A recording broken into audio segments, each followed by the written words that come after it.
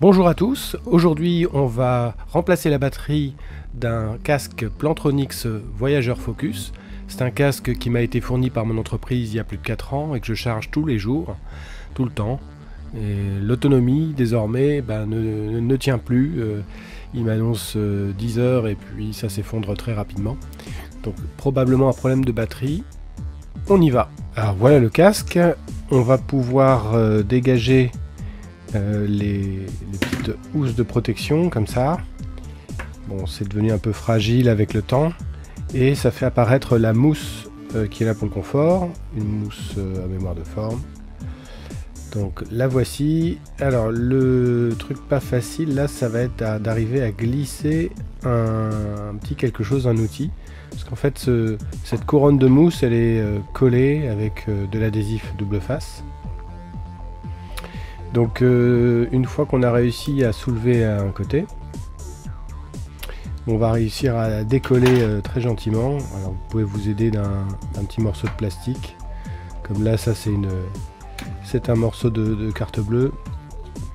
Une fois qu'on a réussi à décoller d'un côté, on peut commencer à tirer gentiment vers le haut. Alors la base sur laquelle est collée la couronne de mousse est un cercle en plastique très solide en fait, hein.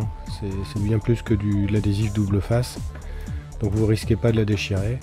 Voilà, là ça se décolle, on va décoller tout le tour.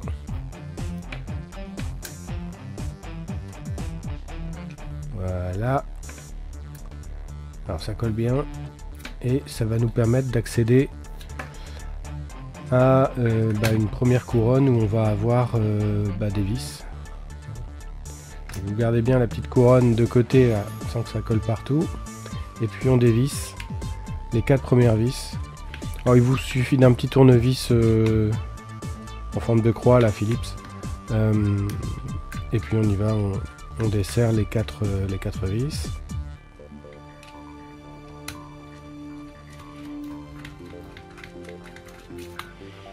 Alors il y a un fil qui retient, hein, et ça donne accès à 2 vis qui du même type, hein, qui tiennent en fait l'oreillette, hein, enfin tout l'écouteur, et il y a une petite pièce en métal sur laquelle se pivote cette oreillette. Voilà, donc faut pas la perdre. Voilà les petites pièces. Voilà, on va retirer ça, on va desserrer encore un petit peu.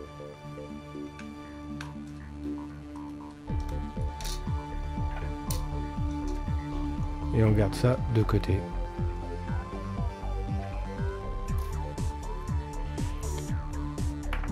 Donc voilà, maintenant on va pouvoir accéder au dernier compartiment qui contient la batterie en fait.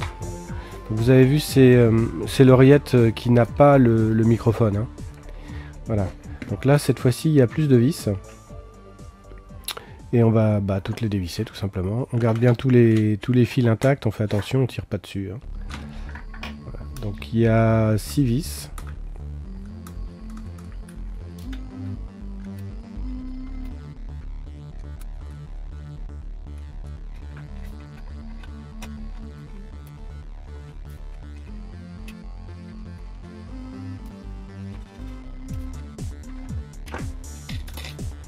Et voilà. Donc là j'ai retiré les 6 vis. Et qu'est-ce qu'on voit en dessous? La fameuse batterie, qui est collé dans un adhésif double face très épais avec les petits fils qui retient. Je vous fais un petit zoom pour que vous voyez bien. Le petit scotch jaune il tient juste un fil voilà, pour un petit bouton qui est sur la périphérie du casque, un petit commutateur. Voilà, je vais décoller le fil. Alors ça c'est le moment délicat, il s'agit de décoller la batterie qu'ils ont scotché avec un double face transparent, pas celui-ci. Celui-ci en fait il sert un peu à rien, il protège la batterie en elle-même. Donc là ce que je suis en train de faire on peut dire sert à peu près à rien, puisqu'en réalité la batterie est collée sur le fond. Alors il faudra qu'on m'explique pourquoi ils font ça, parce que il n'y a rien qui risque de faire envoler la batterie quand elle est dans la coquille et ils mettent toujours un scotch double face de champion du monde. Alors le but c'est d'arriver à retirer la batterie sans la percer et sans la briser en deux, hein. Donc c'est un peu mou parce que c'est une batterie forme de poche. Et si vous l'arrachez ou vous la coupez en deux, ben ça peut faire des choses pas jolies, donc il faut faire attention à ce moment-là. Alors l'Europe est venue à notre secours puisque sur tout ce genre d'appareil, il va falloir pour les constructeurs de prévoir un système qui permettra aux utilisateurs eux-mêmes de remplacer leur batterie et de vendre les pièces, mais c'est pas encore en place. Alors ça y est, là elle est décollée du fond. J'essaie de l'attraper et vous voyez, il y avait juste un petit adhésif double face mais qui collait bien fort. Fil rouge, fil noir, ben c'est tout simple, hein. Il va falloir juste remplacer la batterie par une nouvelle. Je vous fais un petit zoom sur les indications. Et alors attention, pas faire de court-circuit. C'est pour ça qu'il vaut mieux couper un fil à la fois pour éviter que les ciseaux fassent court-circuit entre les deux bornes. Voilà le fil rouge et puis le fil noir qui va suivre.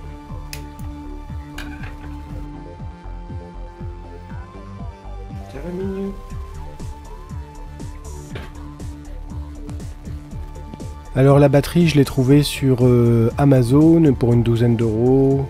C'est rien de spécial, hein. J'ai quand même tapé batterie pour Plantronics, etc.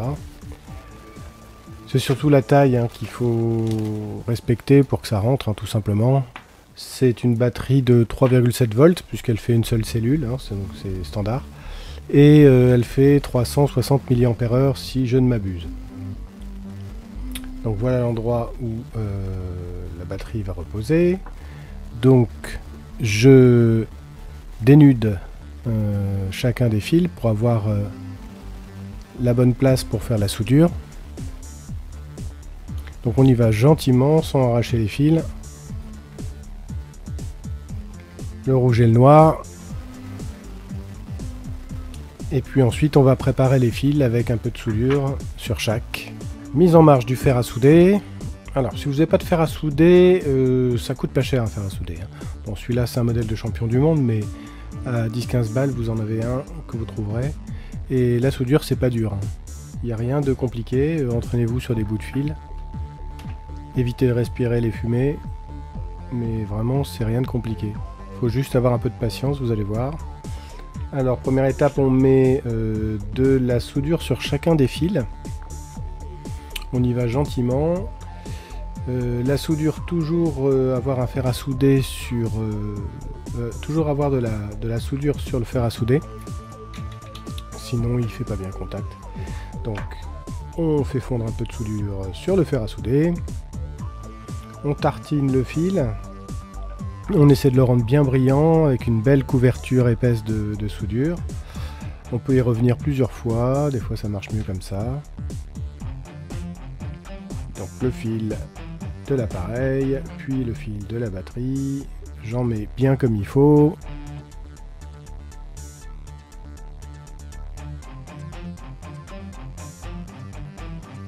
Voilà. Alors si vous n'avez pas de gaine thermo-rétractable, comme là, vous pouvez tout simplement utiliser un petit morceau de scotch électrique, hein, ou de scotch tout court, mais alors mettez au moins 2-3 épaisseurs, il vaut mieux de la bonne qualité. Ça c'est de la gaine thermo-rétractable, donc comme son nom l'indique, c'est plus gros quand on la chauffe, ça va se rétracter. Bon, la mienne, celle que j'utilise là, en fait elle est trop grosse, hein. Donc ça va m'embêter quand je vais vouloir ranger les fils dans le compartiment. Donc maintenant que mes deux fils sont bien revêtus de soudure, le simple fait de les mettre ensemble avec encore un peu de soudure sur le fer, bah ça doit les souder. Alors ça marche pas forcément du premier coup, on vérifie que ça tient, on peut souffler pour faire refroidir plus vite, hein, si on pense qu'on a une bonne prise. Là je mets la gaine thermo-rétractable en bonne position et puis je vais venir chauffer cette gaine. Il y en a qui utilisent un briquet, tout ça, mais bon moi je préfère le fer à souder, ça va plus doucement mais on évite de faire les bêtises. Alors je prends en plus là la partie du fer à souder qui est pas très chaude, donc c'est assez long. Bref, si vous n'avez pas ça, vous utilisez du scotch, du bon scotch bien épais là, du Chatterton tissu, ou de l'isolant d'électricien qui est juste du plastique bien épais. Faut savoir que c'est 3,7 volts qu'on est en train d'isoler, hein, une batterie, hein, enfin entre 3 et 4 volts 2.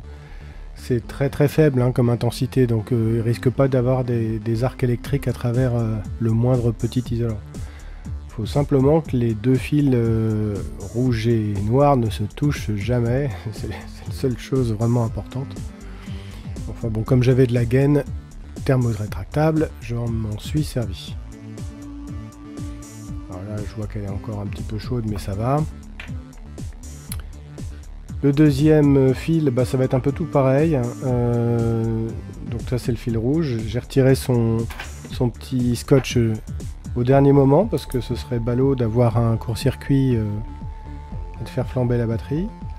Donc je dénude le fil rouge, comme tout à l'heure. Et puis, ça va être toutes les mêmes étapes.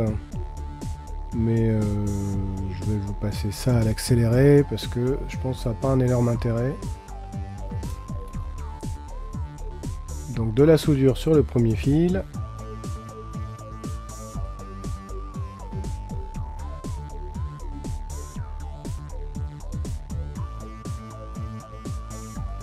De la soudure sur le deuxième fil.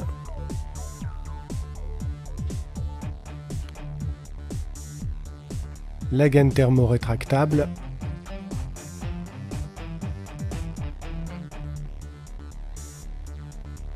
Un morceau pas trop gros parce que ça va être autant de bricoles qu'il va falloir loger dans le petit boîtier. Alors là je mets un peu de soudure sur mon fer. On évite de renifler les fumées. Et puis voilà, là les deux fils sont soudés. Je souffle dessus pour que ce soit tout de suite bien pris. Et puis là je vais utiliser ma deuxième gaine thermorétractable pour isoler le tout.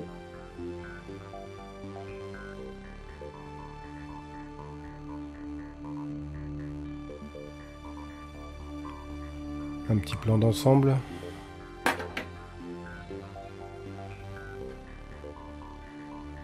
Alors là je fais le test, j'allume et je me rends compte que effectivement ça s'allume comme il faut. Donc très très bon signe. En fait c'est bon, hein. Enfin je veux dire si y avait eu le moindre problème, ça ne se serait pas allumé.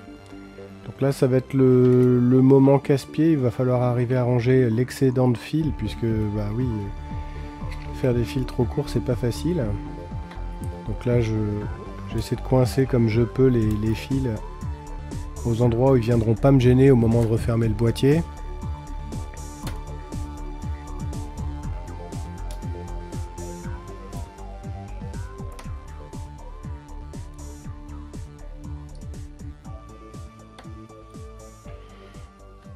Voilà, alors moi je mets pas d'adhésif, hein, je vois pas l'intérêt. Je revérifie que ça marche toujours, ça marche toujours. Et puis là, bah, on va revisser tout simplement le petit capot. On s'assure qu'on n'entortille pas les fils. Puis là, je vous l'ai mis à l'accéléré parce que ça n'a absolument aucun intérêt. Alors je vais serrer la première vis à peine, et puis je vais serrer plus fort les autres vis.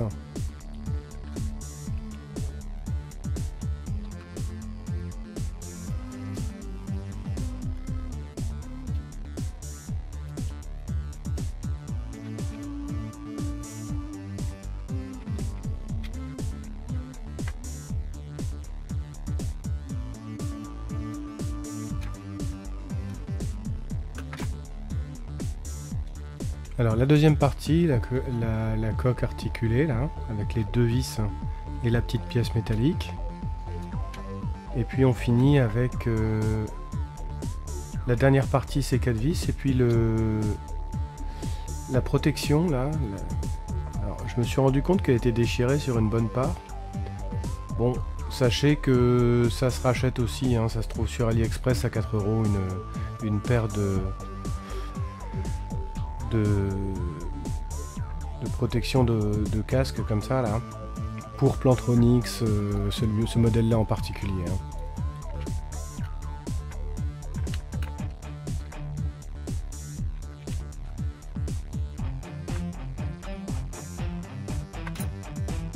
Alors la mousse, on va la recoller bien comme il faut. L'adhésif marche toujours très bien. Et puis on remet la petite housse. Voilà, je vais le rallumer une dernière fois là. Alors j'essaie de faire en sorte que vous entendiez, mais c'est pas évident. Mais si, ça fonctionne.